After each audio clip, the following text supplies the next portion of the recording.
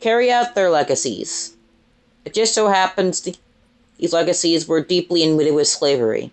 Boston had grown to nearly 60,000 people with immersing in New England's industrial evolution, which is now running on the wheels of Southern cotton. Though the revolutionary abolitionist movement was practically dead, Robert Finley's American Conservation Society was still functioning at full throttle, trying to keep slaves to go back into Africa and set up their own colony. The ACS had asked a 23-year-old firebrand named William Lloyd Garrison to give their 4th of July address in 1829. Garrison was the man. He was smart and forward-thinking and worked as an editor as a abolitionist newspaper, but the ACS didn't know that Garrison had gone even further to the side of not colonization. He favored a gradual abolition, a freedom in steps, but abolition less. And that's what he spoke at the ACS conference, which let's just say was a little off-brand. Like someone speaking at a Nike conference, suggesting that the future is better running than sneakers, but your feet. And Nike should figure out how to make better feet. Garrison wasn't the only man who felt this way about abolishing slavery. Not sneakers. And was unafraid to speak out against colonialism. David Walker was another. Walker was a black man, and he had written a pamphlet, an appeal to the colored citizens of the world, arguing against the idea black people were made to serve white people. Walter's appeals spread, Garrison read it, and eventually the two men met. But before they could really start making a mess of slavery, Walter, just 39 years old, died of tuberculosis. Garrison was influenced greatly by Walker's ideas and carried them on, spreading them by doing what everyone had done before him: literature, writing, language.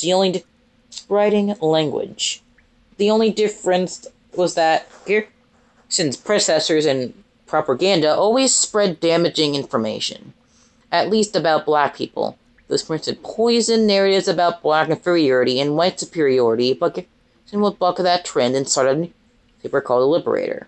The name alone was a match strike. This paper launched the abolitionist movement among white people. In his first editorial piece, Garrison changed perspectives from gradual abolition to immediate abolition, meaning he used to believe that freedom was incremental, a little bit at a time, a slow walk. Now he believed that freedom should be instant. Freedom right now. Immediately. Break the chains. Period.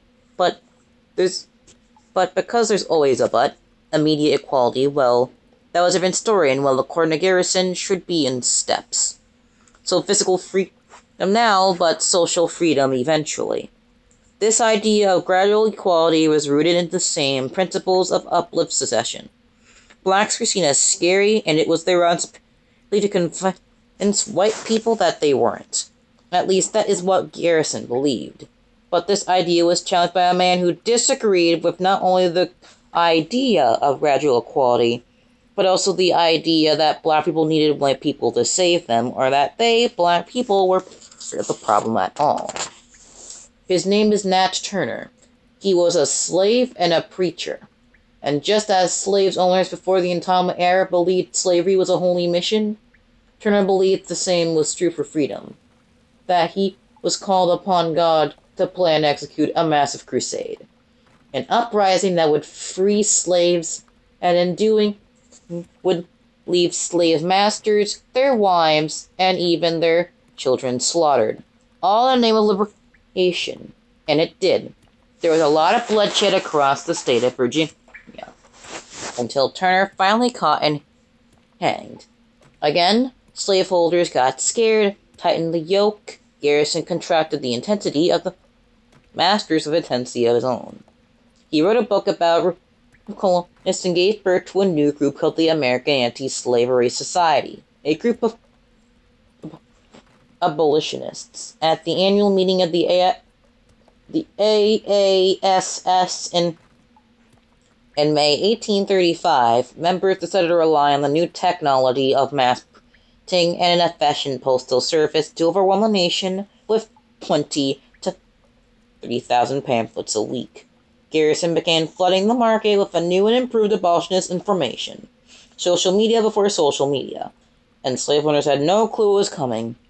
1 million anti-slavery pamphlets distributed by the end of the year. End of chapter 11. On second thought, I might as well just read chapter 12 too.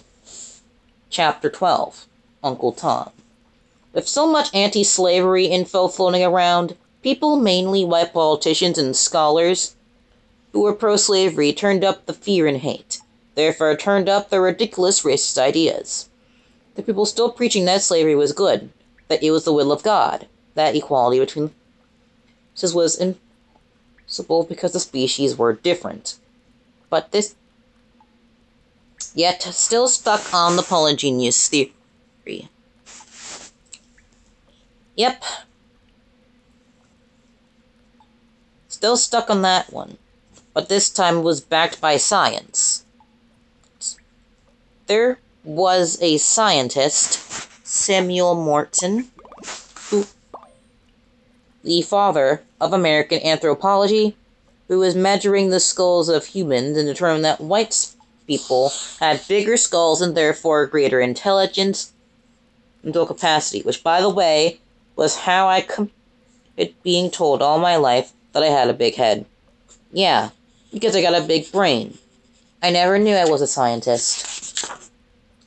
I also didn't know I was insane. I'm not.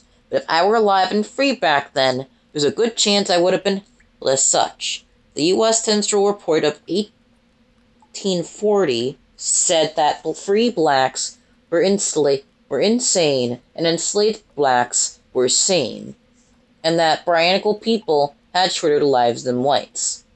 Of course, this wasn't true. They were cooking the books. And speaking of books and Sam Martin's Encyclopedia, he also introduced a narrative that historically there was a white Egypt that had black slaves. Who knew? The answer is no one, not even Egyptians. The propaganda just kept going. Anything to justify supremacy and slavery. And if bunk literature is false studies were the breakhearts of racism, loop samples pulsing on and on, then John C. Calhoun, a senator from South Carolina, from the immense of slavery, an effective one, there to rock the racist crowd. Calhoun was fighting even for Texas to become a state in the 1844 election. He was running for office and angry that congressmen were even debating emancipation, possibly ending slavery, and outrage. Calhoun eventually pulled out the race. And it's a good thing he did, because William Lord Garrison was about to present a secret weapon to the abolishment movement. See, it's one thing to talk around slavery, talk about how the slave lived and what they were thinking and how good they had it. It's another thing to hear a man who was a slave tell his story. There was a new special black person on the scene, a new black a new Phyllis Wheatley, but this time was not of need of a publisher. Garrison would be that. That man's name was Frederick Douglass. In June 1845, the narrative of the life of Frederick Douglass, an American slave, was published. It outlined Douglass's life and gave a first-hand account of the horrors of slavery. It was a hit and a necessary weapon, to once again fight against the idea that black people were subpar and that white people were the and Christians that the likes of Zeruiah and Cotton Mather worked so hard to betray. It was also meant to gain some kind of white sympathy. That word. But Douglass was a runaway slave, a book about being a runaway slave, which meant he basically snitched on himself and needed to run further away. So, he went to Great Britain and spread his anti-slavery message there. While in American pro-slavery politicians, now with Texas as a slave state, pushed with even more expansion west. Douglas's narrative wasn't the only one. Just the ever only one.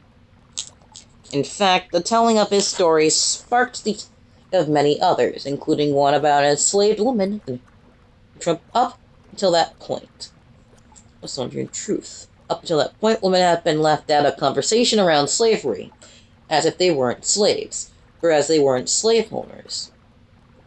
Virginia Truth was a former slave in the moxie of a woman slaveholder, the kind of woman who would stand up in a room full of white people and declare her humanity.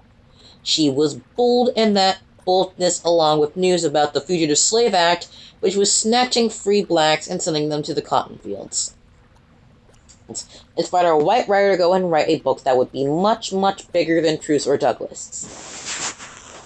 That book was called Uncle Tom's Cabin. The author, Harriet Stone. The 10 notes are: Tom's a slave sold by the river, meets a young girl named Ava, and his father buys Tom. They become good friends, connect over Christianity. 2 years later, Eva dies, not before having a vision of heaven. After her death, the white people decide to change racist waves, and Eva's father even attempts to free Tom. But Ava's father, he tried to free him, but he dies before he can, and his only living relative, her father, has sold him to a harsher slave owner. The slave owner, Simon League, hated Tom for not whipping a fellow slave, and he tries to break Tom of his faith of Christianity, but he doesn't, so League gets him killed. Basically, Tom tried to protect 2 different slave women, and he died doing it. More of the story, all must be slaves to God. And since docile black people made the best slaves to men, they made the best Christians. And since domineering whites made the worst slaves, they made the worst Christians. So slavery, through a brutal attack on black humanity, was really proof that white people were bad believers in Jesus. I know, but hey, it didn't have to make too much sense.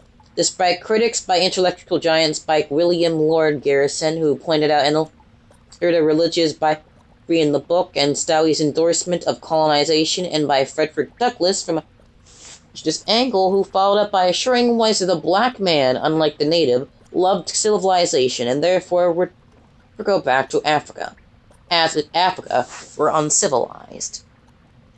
Uncle Tom's Cabin exploded and became the biggest book of its time.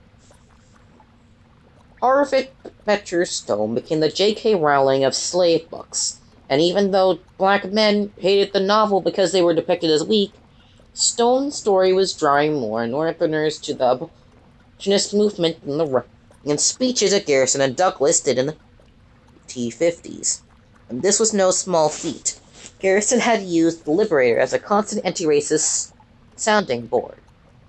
And Douglas boldly argued against polygenesis and proved there was no white Egypt, making him the world's most famous black male apologist and assimilationist. The women weren't supposed to Stowe. They were ready to fight for their rights and set the nation on fire.